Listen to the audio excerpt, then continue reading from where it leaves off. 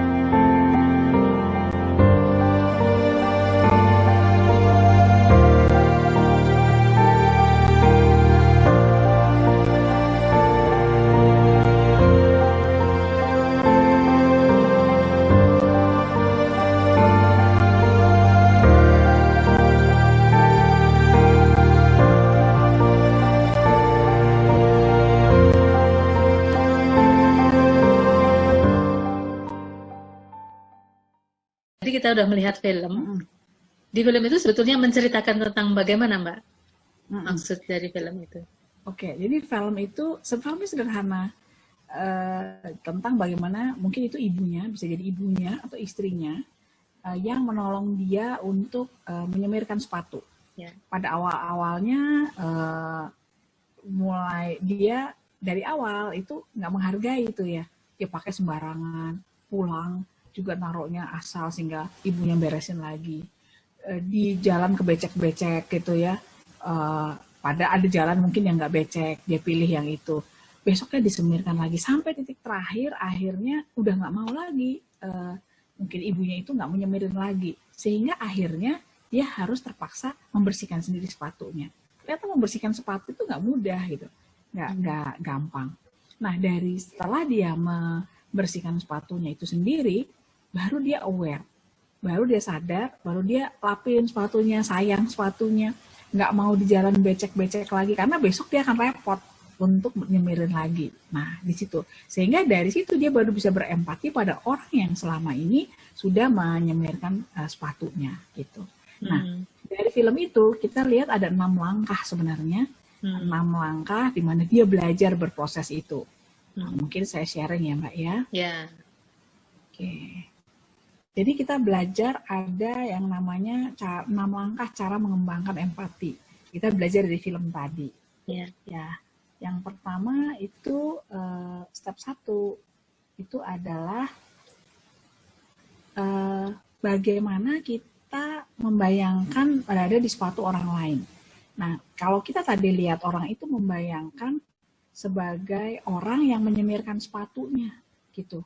Bagaimana dia dalam kesehariannya nyemirin, apa tahapannya seperti apa gitu. Nah itu baru dia bisa memahami orang lain. Kalau nggak pernah ngebayangkan nggak bisa. Jadi dia langkah pertama harus bayangkan. Di kejadian lain mungkin kita bayangkan orang lain bagaimana hidup mereka, pengalaman unik mereka, misalnya contoh seperti itu. Kalau di film itu kan kita bayangkan bagaimana tadi si ibu itu bersihin gitu. Nah itu tahap satu membayangkan. Tahap kedua itu kita cari tahu perasaan, latar belakang, maksudnya apa. Perasaannya gimana ibu itu kalau kita pakai sepatunya dengan rapi, menghargai jangan becek-becekan misalnya gitu. Terus kalau pulang udah malam gitu ditaruh yang rapi gitu. Jadi kita perlu tahu bagaimana perasaan orang itu yang udah bersihin tadi sepatunya. Terus latar belakangnya apa sih? Kenapa ya kok dia mau bersihin sepatunya gitu. Sampai terakhir kan di filmnya dia kayaknya ngambek tuh, marah gitu. Nggak mau lagi dia bersihin sepatunya, dia iniin. Jadi latar belakangnya apa? Pasti karena orang itu sayang, orang itu mau dia pakai sepatu yang bagus, supaya orang lain lihat bahwa oh dia rapi ya, bersih gitu. Jadi maksud itu kita perlu tahu. Jadi tahap kedua itu kita perlu tahu perasaannya, latar belakang dan maksudnya dari orang lain itu gitu. Nah, kemudian tahap yang ketiga, kenali peristiwa yang dialami orang lain. Bagaimana kalau orang itu terus harus beresin malam, udah pagi nyemirin, malam berantakan lagi naruhnya waktu nutup pintu, misalnya gitu kan. Nah, jadi kita harus mengenali peristiwa apa yang dialami orang lain tuh, aduh, kok aku jadi beresin terus sih, kamu tinggal make aja kok, nggak mau sih nata yang bagus, misalnya kayak gitu. Dia perlu mengenali peristiwa itu. Sampai pada akhirnya dia mengenali peristiwa, dia bisa marah. Dia berhenti, aku nggak mau lagi nyemirin sepatumu. Nah, dia harus mengenali peristiwa itu. Kenapa orang itu sampai berhenti, nggak mau nyemirin lagi, gitu. Nah, itu tahap ketiga. Jadi dia mulai mengenali peristiwa yang dialami orang lain. Kenapa orang itu ngambek gitu ya ibaratnya. Terus tahap keempat itu teliti keakuratan apa yang kita dengar. Biasanya orang untuk menyembunyikan perasaan, menutupi rasa tidak amannya. Bisa jadi orang itu nggak mau ngomong, saya nggak mau lagi nyemirin sepatu kamu. Dia marah, tapi nggak mau ngomong, gitu. Dia sembunyiin perasaannya. Bisa dia bilang, aku nggak sempet ya pagi repot mau bersihin sepatumu, bisa jadi gitu. Malam aku nggak tahu deh, nanti kalau diambil orang itu kan di pintu di luar ya itu sepatu. Nanti kalau diambil orang saya nggak tahu, nggak sempet deh. Bisa. Nah, itu kita harus meneliti dulu apa sebenarnya yang terjadi pada dia gitu. Apakah benar dia nggak sempat, apakah benar dia nggak mau, atau dia apa ya, ternyata itu kan dia marah gitu, dia pengen orang itu menghargai dia yang sudah nyemirin sepatunya gitu. Jadi kita perlu meneliti apa yang kita lihat, kita dengar, kira-kira itu step keempat. Terus step yang kelima, akhirnya kita perlu kasih emotional support. Kita memahami pikirannya mereka. Oke, berarti dia minta dihargai. Nah, kalau dia minta dihargai, oke, yaudah aku nyemir sepatu sendiri. Mungkin awalnya dia nggak mau tuh nyemir sepatu sendiri juga, gitu. Tapi akhirnya dia semirin, dia akhirnya menghargai apa? Kalau saya yang nyemir sepatu sendiri, saya nggak mau besok kerja repot. Harus bersihin, karena kalau udah ada kotoran lumpur atau apa kan nggak cuma semir. Harus dilap dulu pakai lap basah, harus diapa gitu. Jadi aku kalau ada jalan becek, aku pilih deh cari jalan yang nggak becek gitu. Nah itu emotional support. Gitu. Jadi mulai memikirkan kalau aku jadi dia, nggak mau beresin yang lebih berat lagi gitu. Nah itu disebut dengan tawaran dukungan kita ya, memberikan emotional support. Dengan kita menjalankan sendiri, membantu dia, itu kan dia jadi lebih paham. Itu langkah yang kelima. Nah kemudian yang keenam itu langkah yang terakhir, yang dipraktekkan di empati itu orang menjadi kadang tenggelam dalam permasalahan orang lain, pikiran dan perasaan. Nah ini penting untuk dapat melepaskan emosi dari pengalaman orang lain itu. Jadi kebawa. Nah kadang-kadang kebawa kepala perasaan orang lain. Nah sebaiknya kalau yang ini kita melepaskan dari emosi, keterikatan untuk kebawa dari emosi orang lain. Kira-kira sih seperti itu Mbak. Jadi 6 tahap itu bisa kita gambarkan dari film tadi itu. Pertama kita bayangkan ada di sepatu orang lain, terus kemudian perasaan latar belakangnya kita cek, peristiwanya kenapa terjadi seperti itu, terus diteliti lagi. Nah, makanya observasi itu penting sekali, kemampuan observe itu sangat penting. Kemudian kita tawarkan dukungan kita, sampai terakhir kita tidak boleh larut dalam emosi orang lain, walaupun kita paham emosi itu. Gitu. Itu sih kira-kira Mbak Anas. Ini juga bisa kita lakukan ketika kita mungkin melakukan wawancara atau konseling ya dengan seseorang, bagaimana kita step-step ini yang bisa kita jalankan ya untuk bisa melakukan empati ya. Iya, bisa, itu bisa sekali. Jadi kalau kita konseling, konselor gitu ya, atau terapis gitu, kita bisa melakukan 6 tahap ini, termasuk yang ke-6.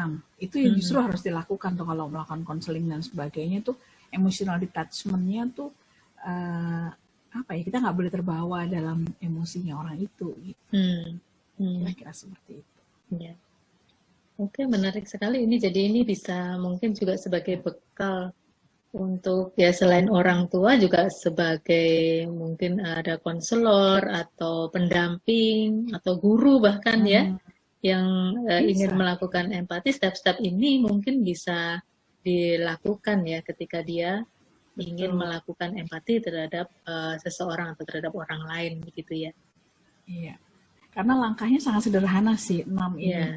Mudah sekali. Nah, kalau kita ingat film tadi itu sangat mudah sekali kok ini dilakukan. Bukan sesuatu yang sulit gitu, karena sebenarnya hari ke hari kita melakukan ini sebenarnya. Oke. Baik Mbak Widya, mungkin di sesi berikutnya kita akan bahas lebih lanjut tentang bagaimana kebiasaan orang yang dengan empati yang tinggi. Oke? Iya. Jangan kemana-mana dulu, kita akan bincang-bincang terus tetap bersama kami. Kita akan bahas lebih lanjut tentang empati. Terima kasih Mbak Widya atas penjelasannya. Terima kasih Mbak Ana.